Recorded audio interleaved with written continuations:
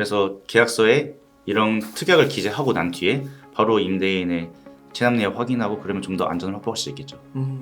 근데 그때 진짜 첫 집인데 막 신혼부부인데 이런 거 겪고 나면 진짜 너무 슬플 것 같아요. 맞습니다. 시작하는 스타트가 네. 결혼 생활이. 너무 좋은 꿀팁 알려주셔서 감사합니다. 네.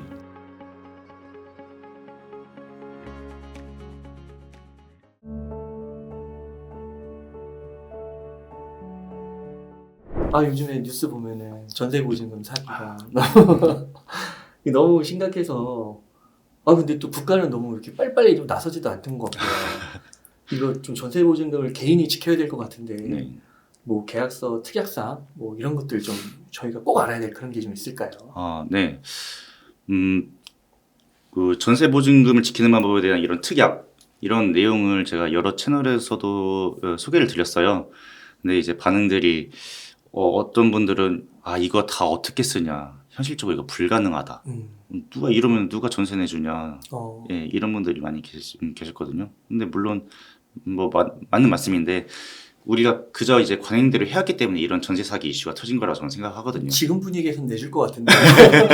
그렇죠. 근데 무조건 이게 다 특약을 다 내달라 이제 이런 게 아니고 이런 내용을 좀 알고 계시고 대처를 하시면은 좀 더 이제 안전하게 거래를 하는데 도움이 되지 않을까라는 생각으로 말씀드린 거니까 좀 참고하시면 좋겠습니다. 그래서 하나씩 말씀드릴게요. 가장 첫 번째로 저는 그 전세자금 대출 시 이건 좀 중요하다고 생각하는 부분이 계약을 할 때 임차인의 전세자금 대출을 전제로 하고 임대인의 아니면 또 임차 목적물 이런 하자로 인해서 뭐 임차인 문제가 아니라 임대인이나 이런 임차 목적물 하자로 인해서 전세자금 대출이 미승인할 때 이때 이제 계약을 무효로 하고 임대인은 계약금을 즉시 반환한다. 이런 특약이 있으면 좋겠다는 생각이에요. 왜냐면은 우리 사회초년생이나 신혼부부들 무조건 전세자금 대출 하잖아요.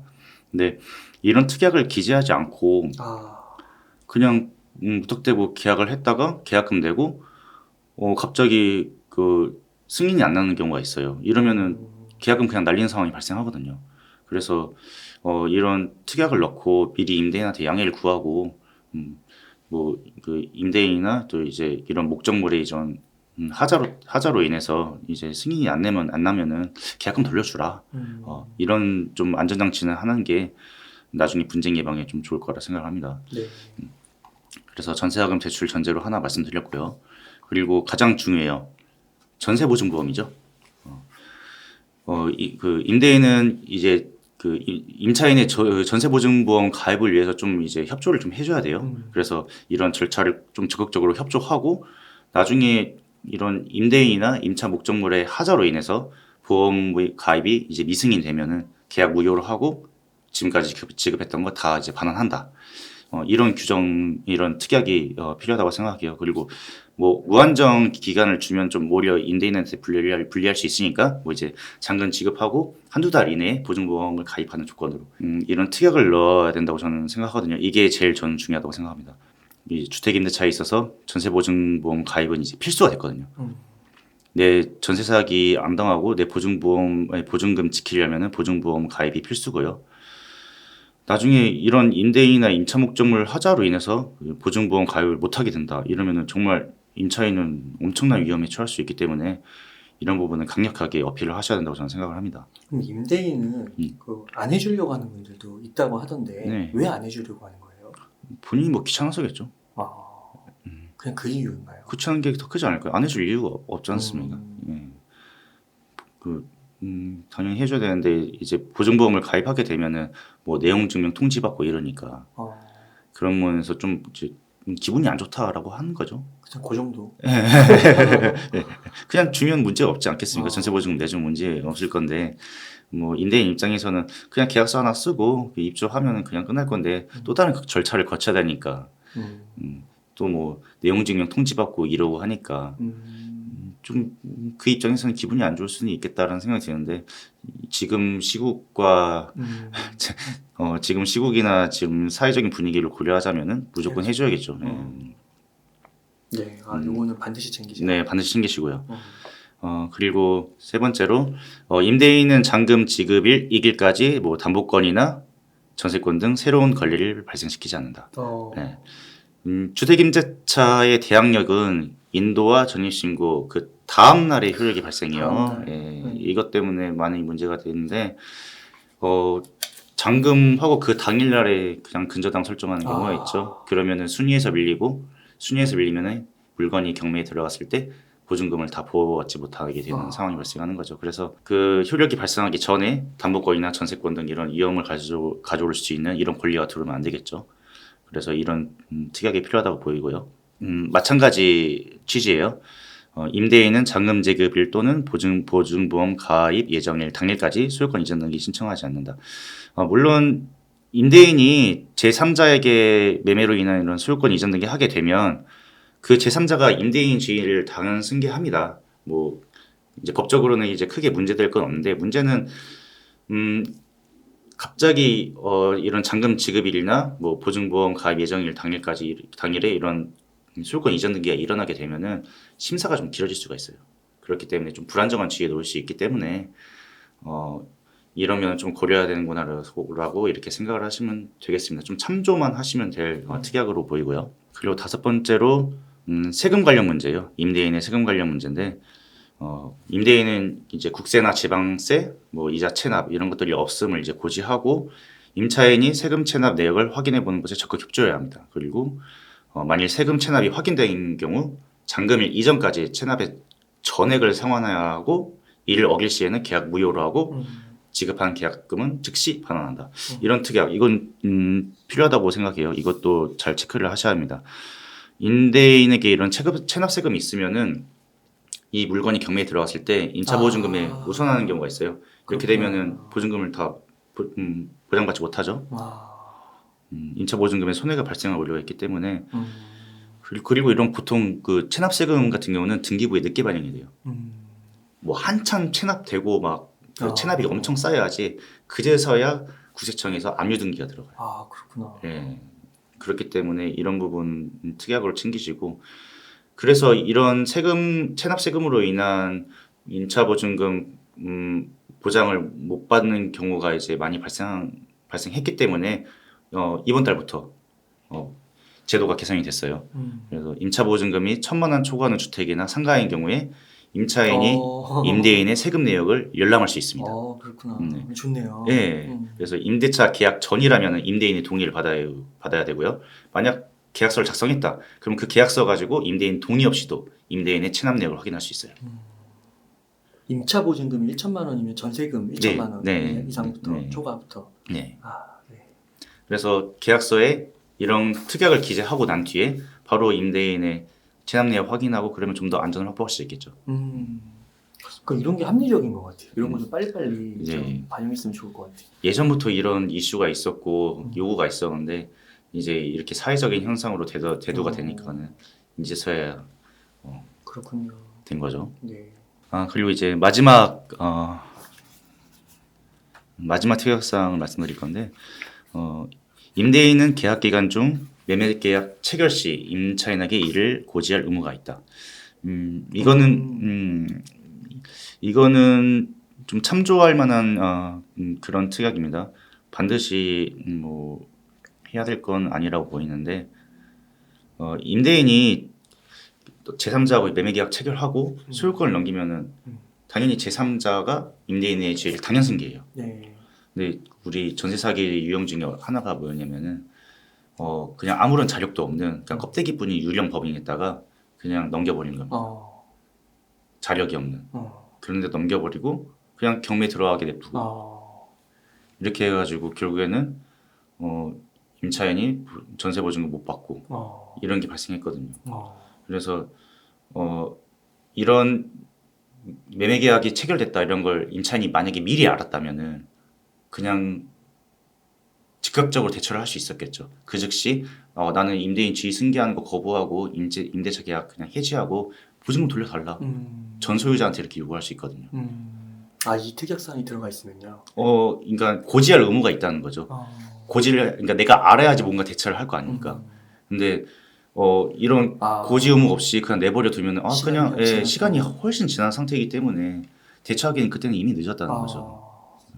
그렇군요. 그래서 이건 이제 현실적인 특약인데 이런 고지할 의무를 남겨두고 손해배상 책임을 둬야지. 내가 임대인이 자동 승계되더라도 임대인이 혹시 껍데기뿐인 법인이 아닐까 아니면 자력이 없는 임대인이 아닐까라고 한 번은 의심하고 미리 대처할 수 있다는 거죠. 그러면 만약에 자력이 없는 네. 임대인이죠. 임대인에게 넘긴 거예요. 그런데 그때 전세 보증은 가입이 돼 있어요. 네. 보험은. 그럼 돈은 돌려받을 수 있나요? 네. 국가로부터. 예, 그 허그죠. 예, 주택도시보증공사에서. 그럼 허그가 거기 그 전 주인한테 네. 법적으로 거는 건가요? 아니요. 그냥 현 임대인한테 하는 거죠. 근데 이제 넘겼으니까. 예, 넘겼으니까 현 임대인한테. 현 이미 그 임대인. 임대인이 지위를 승계하는 거기 때문에. 근데 그 자력이 없으니까. 예. 그러면은 허그가 돈을 받을 수가 없어요. 손실나는 거죠. 구상권을 행사하겠지만. 전세 사기로 거는 건가요? 예, 그렇게 할 수 있죠. 그렇게 해서 예. 이제 그렇게 법적 싸움이 되는 거고 네. 나는 이제 나는 받고 나가면 되는 거고. 네. 이게 다 해야 되겠네요. 이제 다 네. 필수네요. 네. 그러네요. 네. 이건 진짜 또 꿀팁 같은데요. 네. 전세- 특이한 이 정도로 제가 말씀드렸습니다. 그러니까 이게 모두 다 전세 한 번은 살잖아요. 그쵸. 진짜 부유하신 분 아니라면. 근데 그때 진짜 첫 집인데 막 신혼부부인데 이런 거 겪고 나면은 진짜 너무 슬플 것 같아요. 인생 맞습니다. 시작하는 스타트가. 네. 결혼 생활이. 너무 좋은 꿀팁 알려주셔서 감사합니다. 네. 이 모든 특약을 다 넣으라는 말씀은 아닙니다. 물론 이거 다 넣어달라고 하면은 임대인분하고 분명히 싸울 거예요. 그냥 이런 특약의 내용이 있는데 내가 어느 정도 보호를 받기 위해서는 알고 대처하는 거하고 이런 걸 모르고 대처하는 거하고는 저는 천양지차라고 생각하기 때문에 이런 사항이 있다는 거는 좀 숙지를 하시고 필요하다면은 넣을 수 있다면은 가급적 넣으시는 걸 추천드립니다. 저 개인적으로는 2번 전세보증보험 가입하는 거랑 다음 날에 효력이 발생하는 거 이거 두 개는 무조건 넣어야 될 것 같은데요. 네. 다 많이 넣으면 넣을수록 좋죠. 예. 특히나 저는 전세자금 대출도 상당히 중요하다고 생각해요. 그래서 계약금 날릴 수 있는 그런 경우도 많이 봤기 때문에 이런 부분도 꼭 체크하고 좀 넣으시고요.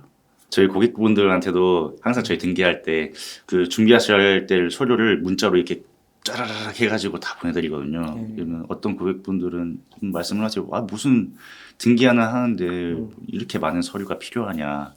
많이 궁금들 하실 건데 저는 이제 질문하신 김에 이런 부분을 말씀드리고 싶습니다. 이 각 서류들은 각자 의미가 있어요. 일반 분들이 보시기에는 어차피 똑같은 내용 다 기재된 건데 중복되는 것 같다. 다 주민등록번호 나오는 거 똑같고 주소 나오고 이름 다 똑같이 나오는데 뭐하러 또 이게 중복해서 내느냐라고 생각할 수 있는데 그 서류가 가장 많이 들어가는 등기 중에 하나가 이제 상속등기거든요. 상속등기를 할 경우에 준비하는 서류 이걸 예시로 들면서 이게 왜 필요한지 한번 좀 설명을 드려볼게요. 일단 제출하는 이 서류들은 이런 공문서들이잖아요. 공문서들은 그 유효기간이 3개월입니다. 3개월 이내 것들을 제출하셔야 돼요. 등기 접수일로부터 3개월 이내 것이어야 되거든요. 그래서 이 기간이 도과하면은 증명력을 상실해요. 그래서 최근 것을 항상 준비를 하셔야 되고 첫 번째로 상속등기에 가장 필요한 게 재적등본이에요. 재적등본이라는 거는 일단 족보라고 생각하시면 돼요. 우리 집안의 족보. 그래서 옛날에 이제 호주제도 했을 때 그 호주제를 기반으로 만들어진 것들인데 그 집안에서 집안에서 그 가족 구성원이 어떻게 되는지 그리고 그 자식이 누구고 손자가 누구고 그 관계나 이런 것들이 표시가 되죠. 그래서 그 집안 구성원들을 모두 파악할 수 있고요. 그리고 2008년을 기점으로 해서 그 이전에 사망했을 경우에는 재적등본만 필요한데 그 이후에 사망하실 경우에는 사망자는 이제 기본증명서하고 가족관계증명서, 혼인관계증명서, 입양관계증명서, 친양자 입양관계증명서 이런 가족관계 등록부에 관한 서류들이 다 필요합니다. 이게 필요한 이유는 일단 기본증명서에는 사망자의 사망 일시가 나와 있어요. 그래서 이걸 보고 상속 시점을 파악하는 겁니다. 반드시 그래서 기본증명서가 필요하고요. 그리고 가족관계증명서 외에 재적등본이나 혼인관계증명서, 입양관계증명서, 친양자 입양관계증명서 이런 것들은 상속인을 파악하는데 필요한 자료예요. 그리고 상속인들한테는 가족관계증명서가 필요한데 가족관계에 관한 사항이 다 나와 있죠. 가족관계증명서에는 직계에 관한 사항이 기재가 되어 있습니다. 그 직계 존속하고 배우자하고 직계 비속. 그래서 직계에 관한 가족관계가 기재가 되기 때문에 이것도 상속인을 증명하는 것이죠. 그래서 이런 재적등본과 가족관계 등록부상의 이런 증명서들이 피상속인과 상속인 간의 관계를 증명하는 데 필요한 서류고요. 또 의문을 가지시는 것 중에 하나가 그 주민등록 등본하고 초본하고 무슨 차이냐. 맞아요. 네. 이거 많이 궁금하세요. 네. 서류 안내 드릴 때 등초본 구비해 오세요 이러면은 등본이요, 초본이요? 등본이건 초본이건 상관없습니다라고 말씀드리면은 무슨 차이예요? 이렇게 물어보시거든요. 등본은 그 한 세대의 구성원이 다 표시가 돼 있어요. 이제 세대를 의미하는 거죠. 내가 이 한 세대에 뭐 세대주고 그리고 그 밑에 세대원이 누구다라는 한 세대를 표시하는데 중요한 거고요. 초본은 한 개인의 이력을 나타내요. 한 개인이 태어났을 때 어디부터 주소에서 태어나서 지금까지 계속 전입신고를 이렇게 달리하면서 이제 살아왔다. 그리고 뭐 병역사항도 기재가 되고 그리고 개명했으면 이제 기명사항도 기재가 되고 이 한 사람에 관한 모든 정보가 표시가 되는 거죠. 그래서 등기를 이제 넘겨준 당사자, 뭐 매도인이나 증여자죠. 이런 당사자들은 초본이 필요합니다. 예. 이력이 필요한. 예, 이력이 필요해요. 왜냐면은 뭐 예전에 뭐 10년 전에 취득했을 당시에 뭐 등기부가 그 상태대로 기재가 됐겠죠. 그간에 그 당시에 어떤 주소에 살았고 이름이 뭐고 이런 것들이 그때 당시에 주민등록상의 현황대로 기재가 됐을 텐데 그 이후에 10년간의 사이에 이제 계속 변동을 했을 거란 말이죠. 그래서 현 상황과 그때 등기부상 기재됐을 때 상황이 다르기 때문에 이 사람이 동일인인가를 판단하기 위해서 초본이 필요하게 되는 겁니다. 네. 그래서 이제 소유자의 동일성을 판단하기 위한 자료죠, 초본은. 하지만 이제 등기를 넘겨받는 당사자, 뭐 매수인이나 수증자가 되는 거죠. 이분들은 초본이어도 되고 등본이어도 되는 거예요. 그때요. 예, 초본도 현재 상황을 나타내고 등본도 현재 상황을 나타내는 거기 때문에 그래서 등초본 구비해 오세요 하면 등본이건 초본이건 아무거나 해도 상관없는 거죠. 하지만 등기를 넘겨주는 당사자는 반드시 초본이어야 된다는 거죠. 그렇죠. 그 물건이 자기 건지 네. 그 이력을 봐야 되니까. 맞습니다. 네. 그리고 인감증명서가 있어요. 인감증명서는 상당히 중요하죠.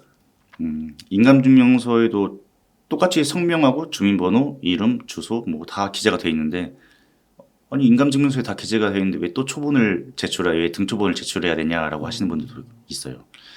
근데 이런 인감증명서는 단지 당사자의 처분의사를 확인하기 위한 겁니다. 이런 처분문서에 아니면 또 위임장에 처분의사로서 또 아니면 이제 위임의사로서 인감도정이 날인하고 그 도장이 일치하는지 그 여부만을 확인하는 게 목적이기 때문에 인감증명서는 그 의미가 있다고 보시면 되고 물론 인감증명서에도 이제 등초본상에 성명, 주소, 주민번호, 주소 이런 것들이 기재가 되어 있지만 이거는 이 도장 주인이 누구냐라는 걸 이제 표시하는 것뿐이지 그 주민번호나 이름, 주소를 증명하는 기능이 있는 게 아닙니다. 처분의사. 예, 그런 의미가 있다고 생각하시면 되고 그리고 또 뭐 이제 각종 이런 대장들이 또 첨부가 되죠. 아까 말씀드린 대장들은 등기부상에 그 아까 말씀드린 표제부의 그 건물의 외관, 부동산의 외관이 표시되는데 이 외관 내용이 이런 대장상의 내용과 일치하는지 여부를 판단하기 위해서 대장을 첨부를 하게 돼요. 등기부에 표시된 이런 표제부의 내용은 대장을 따라가게 되어 있습니다. 대장이 먼저 선행이 되고 그 대장이 선행된 내용을 등기부가 따라서 적게 되는 거예요. 그래서 이게 일치하지 않으면 등기를 할 수 없어요. 건물 개조하고 이러면 안 되겠네요. 만약에 대장상에는 뭐 용도 변경을 했는데 등기부에는 반영이 안 됐어요. 이러면은 뭐 상속 등기를 하더라도 먼저 건물 표시 변경부터 선행한 다음에 상속 등기 들어가요. 그래도 그 경우는 좀 다행 같네요. 대장대로 바꿀 수 있는 거니까. 네. 근데 만약에 대장은 그대로인데 네. 내가 뭐 막 증축을 했거나 옆에를 막 늘렸거나 네. 이러면 큰 문제 아니에요? 그거는 위반 건축물이죠. 아, 건축 허가를 받지 않고 한 거기 때문에. 그렇군요. 네. 그럼 그때는 이걸 부시고 이렇게 다시 맞춰놓고 해야 되는 건가요? 그건 좀 별개 문제예요. 이제 실제로 어떻게 했는지는 뭐 어차피 등기부는 대장을 따라가게 되기 때문에 대장하고 등기부하고 일치만 되면 문제는 없어요. 실제가 어떻게 됐든지 간에. 근데 건물을 무단증축했다는 거는 사실적인 문제는 거죠. 그래서 위반 건축물 제재를 받을 수 있는 거고 나중에 뭐 허가를 받아가지고 이제 적법한 증축으로 바꿨다라고 음. 한다면은 대장상의 그 용도 뭐 음. 이제 증축 변경이 됐을 것이고 그거는 그렇게 증축이 변경이 됐으면 당연히 등기부상은 이제 반영을 해야죠. 음. 네. 대장이 제일 중요한 거네요. 네, 표시는 대장이 제일 중요합니다. 뭐 그밖에 뭐 대장 말고도 뭐 농지취득이나 토지거래 허가구역내 이런 거 토지를 취득할 경우라면은 당연히 농지취득 자격증명이나 토지거래 허가서 이런 것들이 첨부가 됩니다. 아, 예. 그래서 각 서류들이 각 의미가 있습니다. 중복되더라도 각자 의미 그 각 공적인 서류들이 의미하는 바가 다 다르기 때문에 어쩔 수 없이 수많은 서류들이 등기 시에 첨부될 수밖에 없겠다. 예. 그렇게 이해하시면 되겠습니다. 그러니까 이런 게 참 너무 중요한 것 같은데 네. 고등학교에서 가르쳐야 되는 거 아니에요? 저도 그렇게 생각해요. 어. 예, 좀 고등학교에서 뭐 법과사 이런 거 진짜 하지만은 너무 중요한 거 이런 실생활에 필요한 공적인 서류들에 관한 이런 의미를 알고 어렸을 때 그 청소년기에 한 번씩 띄워보고 그러니까요. 내가 제도적으로 어떻게 내가 기재가 되어 있는지 이런 것도 좀 교육을 시키는 게 저는 맞다고 생각합니다. 맞습니다. 진짜 너무 중요한 것 같은데 진짜 뭐 건물 상속 이런 거는 진짜 큰 금액이 왔다 갔다 하는 거잖아요. 네. 자칫 잘못하면 정말 큰 그 회생 불가능한 손해를 경제적 손해를 입을 수도 있는 건데. 맞습니다. 예를 들면은 그 예전에 이제 지금 가족관계 등록부라고 하는데 호적 이게 잘못돼 가지고 뭐 십수년 다른 분의 자식으로 사는 경우도 있어요. 그래서 이걸 정정해 달라고 저한테 요청이 오는 경우도 있고요. 이게 애초에 잘못 기재가 되면은 상속을 받을 수 없거든요. 상속을 받을 수 있는데 내가 타인의 자식으로 등록이 등재가 되는 바람에 상속을 받을 수 없는 거예요. 이런 경우도 발생하거든요. 야, 그거는 또 막 부수적으로 네. 상속을 또 받으려고 하는 사람이 운 좋게 생길 수 있잖아요. 네. 그 호적 때문에. 그렇죠. 그럼 또 싸울 수도 있잖아요. 법정 맞아요. 싸움. 맞아요. 법정 싸움도 갑니다. 그럼 그 또 마음의 상처와 시간과 또 얼마나 크겠어요. 네. 그래서 미리 내가 가족관계 등록부에 어떻게 기재되어 있는지 말 그대로 말씀하신 그대로 청소년기 그걸 미리 파악하고 있으면 더 좋겠죠. 그러니까 이런 게 진짜 공부가 필요한 것 같은데 네. 참 아쉬운 것 같습니다.